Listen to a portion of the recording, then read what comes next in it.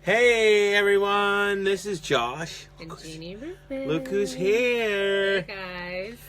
We are from East West Healing. We are thyroid specialists. We help people to regulate thyroid health using food. That's what we do. That's what we do. And today, as with every single Thursday, we are here to do coffee talk, to talk about different things regarding health, wellness, the thyroid, food, etc. And to talk to you at 12 every Thursday. And today we're talking to you about 4 practical ways to reduce stress. But before we get started, as always, I want to do a couple things to kind of like lay the groundwork here. And the first is, one of the most important things, so you get acquainted with our work, to know who you are, but obviously just get something for free. What's better than that is you want to subscribe to our Restoration Thyroid audio series. A lot of people know about this. We get a lot of great feedback. And then there's some people that don't. So what I'm going to do is I'm going to post it in the comments of this Facebook Live so you can click on it and subscribe when the screen opens up. Trust me, you are not going to be disappointed. So I'm going to put that in the comment section below. The second thing is we offer a free 15-minute consult. And this is a chance for you to kind of share your story, learn about who we are, have us answer some of your questions, etc. And there's no obligation, right? So I'm going to put that down in the comment section below. And I think it's just important because sometimes we just have questions and we feel like there's really no one else out there that maybe gets what we're going through, so we want to be there for people. There's a lot of things to thumb through as far as information is concerned. So to get somebody live on the phone to talk about, different approaches and why, this approach might work and that approach does, and I think can also help guide you in a direction that makes most sense for you. And lastly, don't forget, as you're watching this video live or on the feedback, please do a couple different things. First is, tell us where you're from. We'd love to know where people are from, so you can comment in the section, say I'm from Boston, or I'm from Philadelphia, or I'm from the UK, or wherever. I'd love to know where you're from, where you're watching from. Like the video and share it. Those are the 3 most important things that, for us, are really important, of course, but also we want to know where you're from. And lastly, if you have questions throughout this live or on the feedback, post them below. We'll definitely get them, within 24 to 40 hours because, of course, people have questions. Mm-hmm. So today's topic is... Well, we're talking about some practical ways to reduce stress. I think we everything that we do serves the purpose of reducing stress in the entire physiology. But today we're going to speak more specifically to more, again, practical ways, how we're moving and navigating each and every day, different things that we can be doing, and I'll just touch on some of them as we go through. And they're important because these are things we go through with clients, because a lot of people think, if I just eat right, or I just do a detox, or a candida diet, then I'm going to heal. The problem is, there's so many things that have to come before that, or intertwined with that really support the healing process. I think we have to create an environment for the body to heal. And again, we can do that using our food. We can do it in regulating blood sugar, but those are not the only factors. And because we know that everything you do and everything that you're exposed to affects the regulation of your blood sugar, yes, you can use your food to affect that, but again, you have to be doing other things that are assisting the process as well. Right. And that's kind of what we're here to talk to you about. So let's talk about stress first, because we feel, if you want to learn more about stress, study the work of Hans Selye. He was a doctor, and he was the gentleman that coined the term stress. And a lot of us think stress as like emotional stress or financial stress, and it is, but stress is really a physiological reaction. Right? A stressor is a thing. The stress reaction is a physiological reaction that goes basically, let's say, from the brain down to the organs and affects the entire body, right? So in a simple sense, we need stress in our life. Without it, essentially, we would die. We need that stress to increase our resiliency and create adaptation, right? That's what the body is all about. But when the demands that are coming in or onto the body exceed what the body can handle, that is a stress, right? Whether you feel it or not. Right. So we can say, like, the demands that you're that are coming out, like you're overworking, overtraining, etc., exceed the energy coming in, meaning food, to meet the demands that are being placed in your body. That's a stress, right? And that's why we believe if you look at the journey of people's, symptoms or illnesses or disease, it all starts with the stress reaction, right? So it's important to understand what that is, because when we look at what we need to do, really what we're looking at is we need to begin from a place of simplicity. And that is just beginning to regulate stress. We can't go big. Our body's in a chaotic state. We can't handle it. We can't do all these cool, crazy things. We need to really regulate the stress response in the system to create an environment for healing, right? Yep. And so we talk again about eating the right food, frequency, so on and so forth. But how do we begin to even do that, right? When we are just running 100 miles an hour from the moment we get up in the morning to the time we go to bed at night. So that's, again, some of what we're going to be talking about. But I think that that's really important. I mean, we talk about there never being enough hours in the day. Just never enough time. And one of the things that I have found is the only way to create time is to make time. Nobody's going to give it to you. You have to create that time for yourself. And sometimes it does mean living life a little bit differently. You know what I mean? Like over the last 18 months, 10 months of not sleeping, 6 months of being debilitated. Like I personally am in a recovery phase right now, and that means monitoring how I'm navigating each and every day, having a plan going into each and every day, establishing when I'm going to create that plan to navigate each and every day, and then the preparation that follows that. But I think again, most people don't have that awareness, and exactly. The thing is this: if you look at our society and how technology is going, right? Technology is growing 10 times faster than our biology can handle, right? It's called Mismatch Disease. That's what it's called. I didn't make that up, so write it down. It's called Mismatch Disease, and what's happening is technology is moving so fast. So it's creating lack of concentration. It's creating ADHD or inability to focus. It's causing people to have, short attention spans, or, we want everything yesterday. So it's creating stress within the system because our biology can't think as fast. We can't focus as fast. We can't move as fast. We can't do things as fast and recover, right? Like when we swipe through something, when we move through something, or we order something, right? I use Amazon. I love it because I can get it in a day or two, right? But that meets my emotional needs. So in a sense, it decreases my ability to be patient, and I'm already impatient, right? That's one of my qualities that I don't have, is I don't have patience. It's getting better, though, you have to admit. Slowly but surely. 10 years it's progress, later. Not perfection. Exactly. So we have to think about that. Our environment that we're living in, we live in an overexcited environment, an overlit environment. We overwork, we overtrain, we undereat. This is a recipe for stress, symptoms, and disease. This is why everyone has a disease and they walk around with it around their neck, right? I have this, I have that. Well, I'm a special case. I can't eat this, I can't eat that. It's honestly, if you think about it, our society is literally falling apart at the seams, in my opinion, right? We're seeing new emerging genetic diseases. We're seeing the flu vaccine not working. It's really becoming a problem. So we feel if we can increase our resiliency to our environment, we become more healthy, and now we begin to diminish the stress reaction.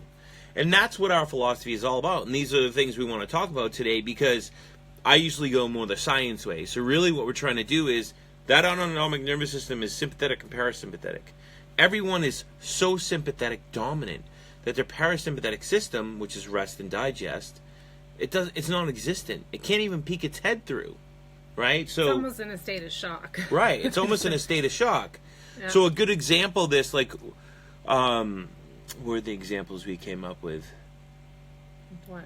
So a good example of this is I go on vacation and I can't really relax for 2 days, right? Or meditation. Some people want to go to meditation or do yoga or things like that. And they go, I can't meditate. They can't meditate. I can't close my eyes. I can't focus. I can't sit still.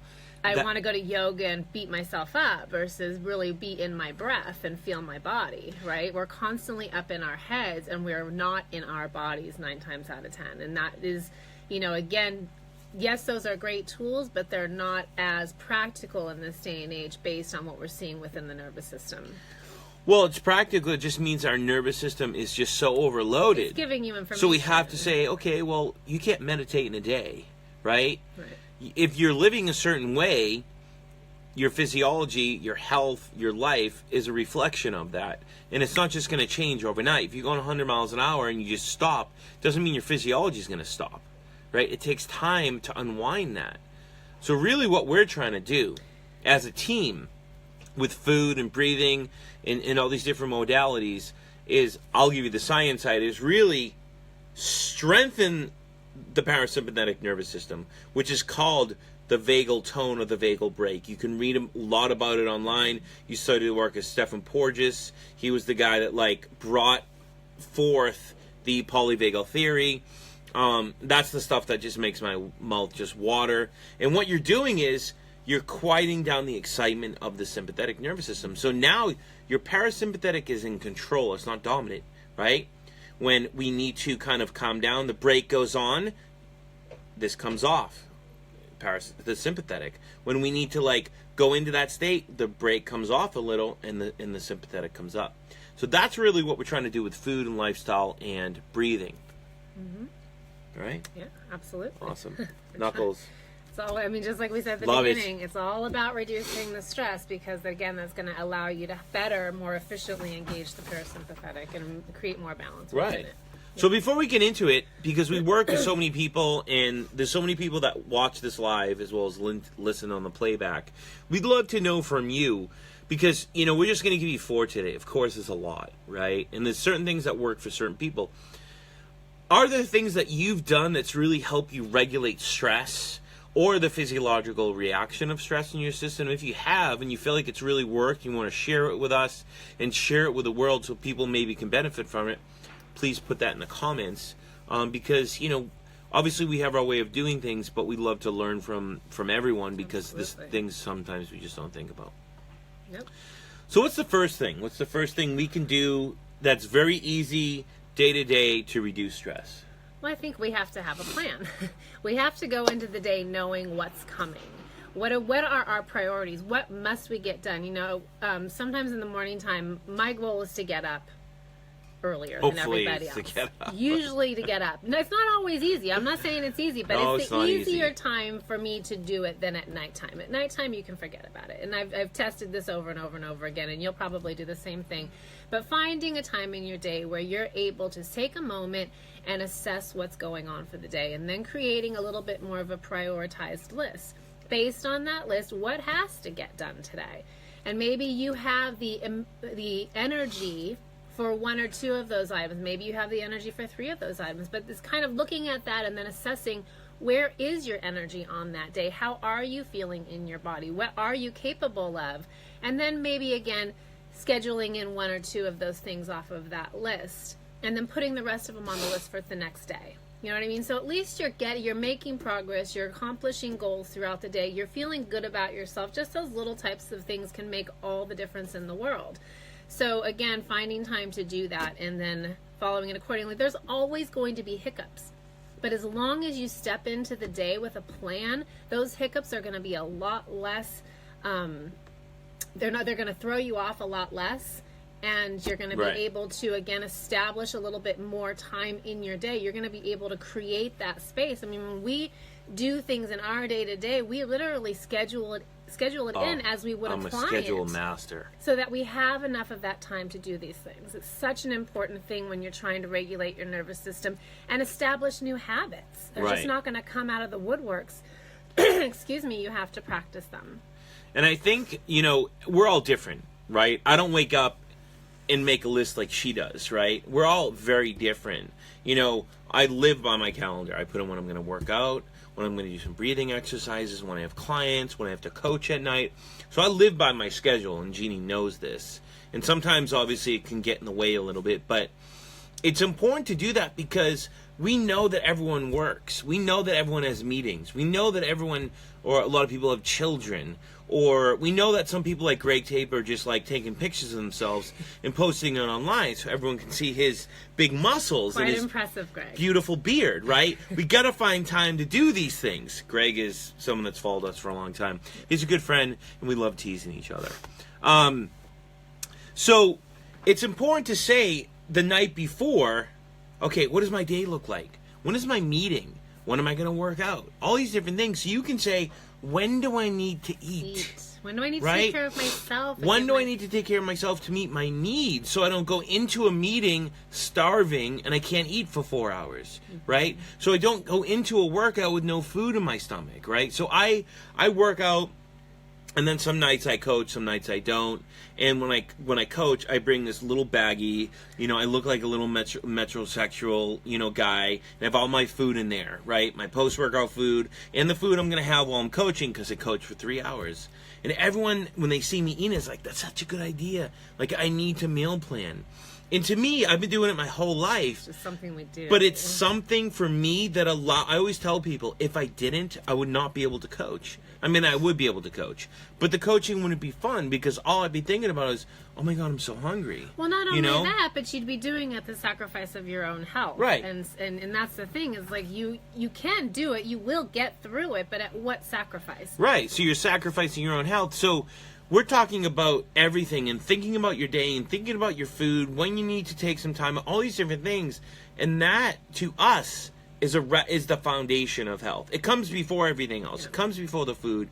It comes before the frequency. You need to sit down and look at your day, the day before, and say, when do I need to eat? When do I need to do these things? And make the time for you. And this is grocery shopping. It's laundry. It's bills. It's everything that happens. We go to the your grocery day. store twice a week, typically the same days, right? Everything's scheduled. And, you know, Sarah is saying here, it's a great idea to assess your energy as part of your day. This is what we teach people because, and I'll use working out as an example because a lot of people work out and they don't pay attention to this. This is something we use a lot with people, you know.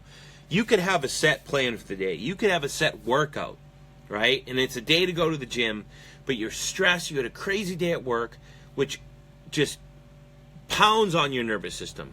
And then you go work out, right? You go CrossFit or you do something intense.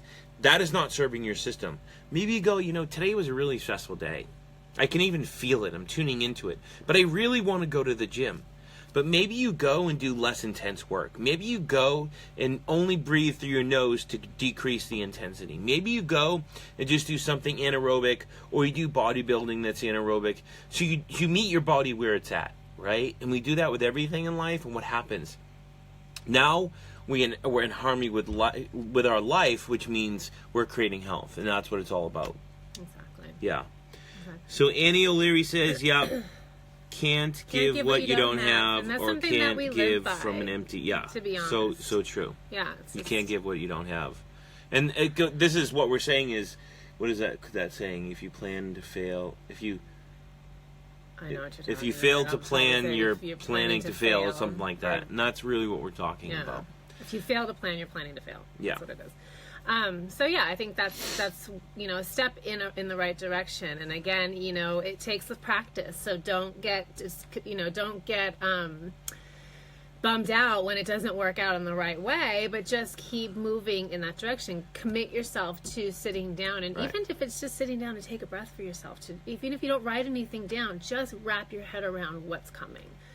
And then again, you know, we follow that with preparation, because that's going to allow you to prepare, better be prepared for yourself. Do you have what you need for yourself? Do you need to go to the grocery store and get your food? Do you need to stop and make sure you have what you need? Whatever steps you need to take in order to make sure that you're nourishing yourself throughout the day. And going back to what Josh was saying, you know, you can have a plan, but when things go awry and it doesn't necessarily work out, take a step back. You can start your day over at any moment you want to, but also realizing that each day there's going to be a little bit of a variation in how you're using your nutrition to help support the process as well. Anytime there's a problem and we solve that problem, there's going to be another problem. You know why?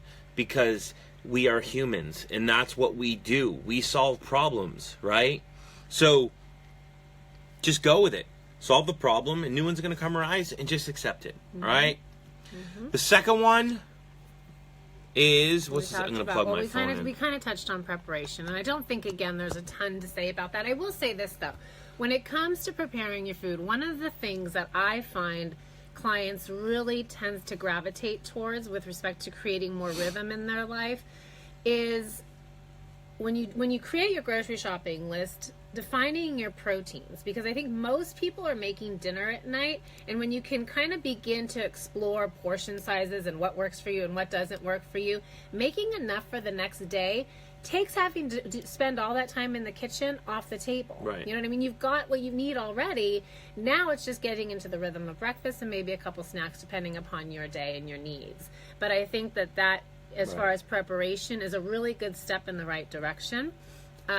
In, again, not making it such a huge chore, not having to spend hours in the kitchen preparing every single one of your meals. And it doesn't have to be like that. Like, everyone thinks health, and this kind of goes into our maybe... I will never spend hours in the kitchen. Yeah, you don't have to spend hours in the kitchen to be healthy. No. Right? Everyone eats differently, and you can make it quick and simple. Right? Start simple and titrate up. It doesn't have to be perfect out the gate. Right? Keep it simple. Keep it simple. I had a client actually tell me that the other day. She said she was working with me for a while, and she kind of needed to go. She was going through some things in her life, and she reached back out and said, I want to do this. And she says, I'm not so much attached to the perfection thing anymore. Like, I don't care. She's like, I would stress out about sending logs, and I'd stress out about this, and I'd stress out about not doing this right. She's like, I don't even care, because that's the whole process. That's how you establish new habits, is you begin to explore them, but you're not going to perfect them. If you're doing it and it's stressing you out, then it's not. Then you need to back off and keep it simple, right? Exactly. Grab a yogurt, put some gelatin in it, grab a piece of fruit, boom. Exactly. And who cares about how much and what? Yeah. Just pay attention and get used to creating that rhythm. Grab some jerky and a piece of fruit. Yeah.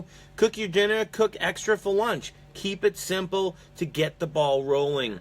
And there's no timeline. You can always titrate up. The third thing would be breathing exercises, right? For us, this is huge. You can go to our Facebook and Instagram page at metabolic_breathing to check out more. But we use this because it's another way beside food. We use food to tap into the autonomic nervous system, which is an involuntary system. It takes us from essentially, just breathing to breathing the breath. We are now in control, right? We are now in control of our breath. We're in control of oxygen and carbon dioxide. We're in control of our physiology and our diaphragm. And now we're in control of our brain, right?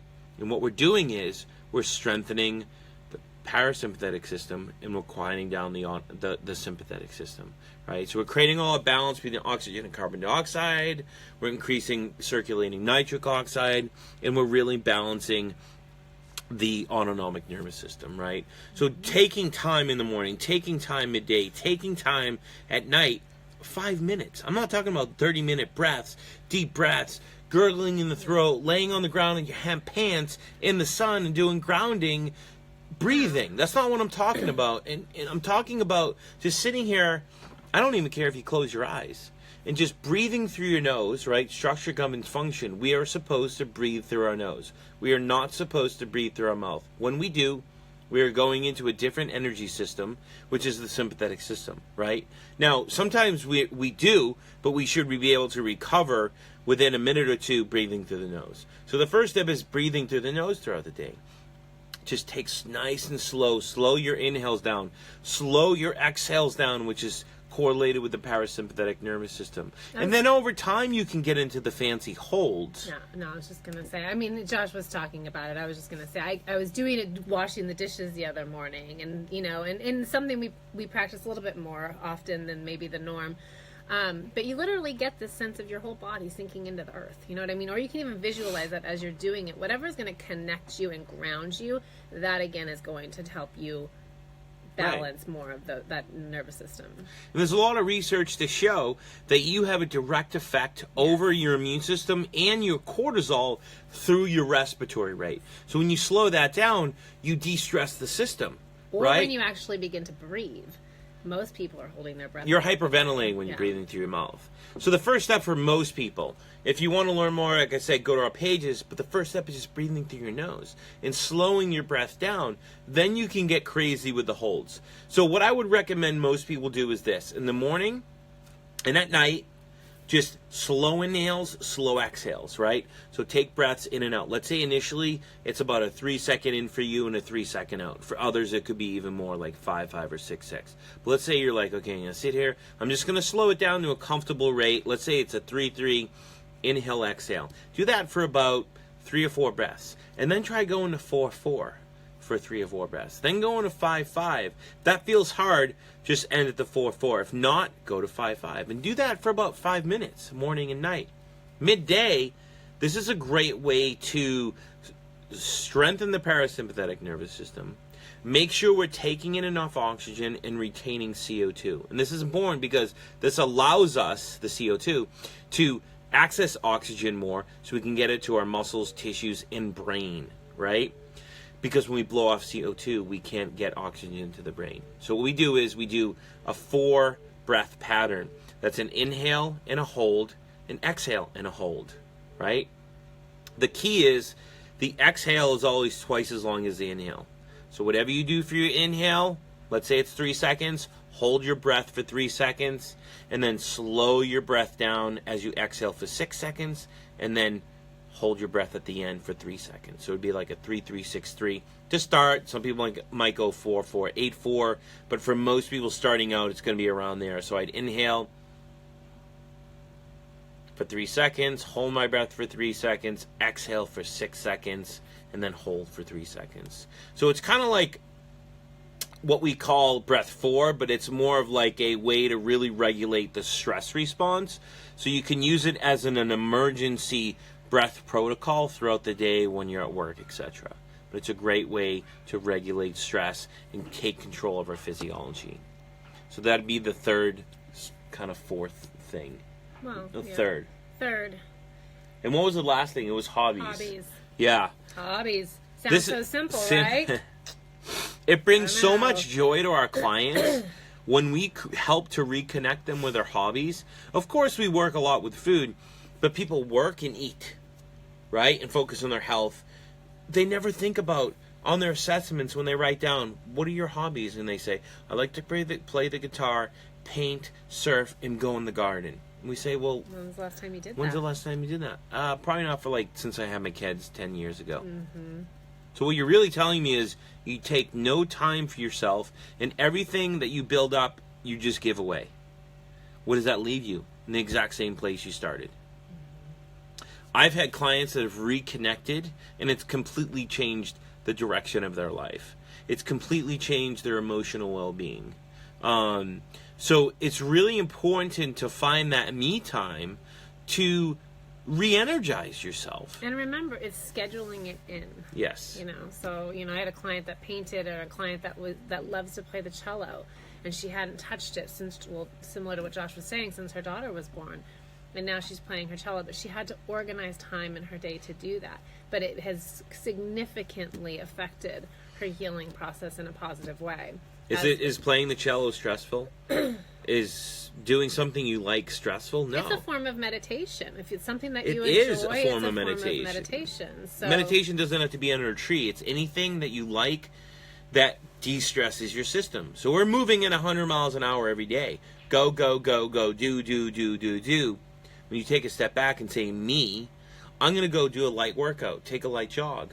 I'm going to go for a light bike ride. I'm going to go for a little walk and smell the flowers. I'm going to play in the garden, play the piano, play the cello. Yeah. Right? That's enjoyable. Now you're pumping the brakes. And you give your body a time to recover. And I think it's, again, touching more on those mental, emotional pieces that are part of here, or spiritual, mental, emotional, physical, all the different parts and pieces that we are. What we tend to focus on strictly is the physical. And we leave those other pieces out, and they are part of who we are. You know what I mean? So we can't just overlook them. Part of what I say to clients when we talk about food, when we talk about everything they're doing, breathing, hobbies, part of healing is getting closer to self, right? So stress moves us away from healing, and it moves us further from self. We become disconnected, and our society breeds that. We have apps to tell us how we feel. We have rings to tell us how we feel, right? And instead of saying, how do I feel? So when we log our foods, we take our temps and pulses, we play the cello, what are we doing? We're moving closer to self, right? And now we create an environment for healing. It's that simple. And I know we say it's that simple, and it really is. It's a process. It's a process. Just like we always say, it's a process. You're not going to fall into this overnight. It's going to take time to explore what actually makes you happy, what makes you feel good, because we've gotten that far away from feeling good and feeling happy. I always tell my clients, I will never forget the day I woke up and actually experienced joy. I had no freaking idea what joy was. No idea.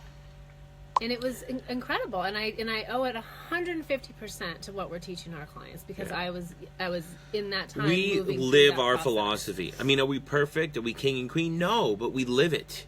And the reason we can talk to you about it is because we go through it every day. We live it. We experience it, and everything we talk to our clients about is real because we do it. Right.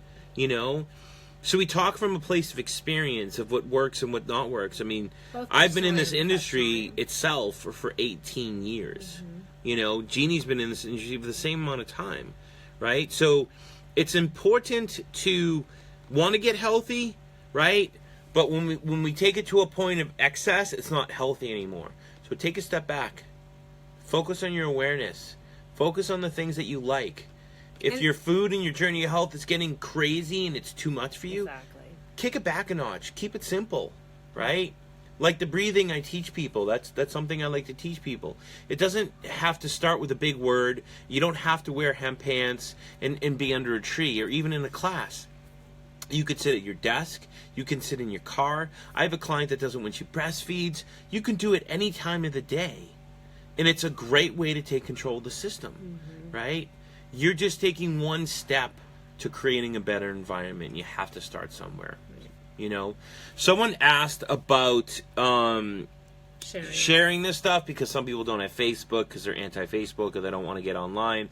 So there's two ways to do it. Number one, if you are on Facebook, just click on the videos on the side, on the left-hand side of our page says, you know, about YouTube reviews, posts, videos. Click on that, and then we have a playlist of all the Coffee Talk videos, as well as, of course, it's going to be on our Facebook page.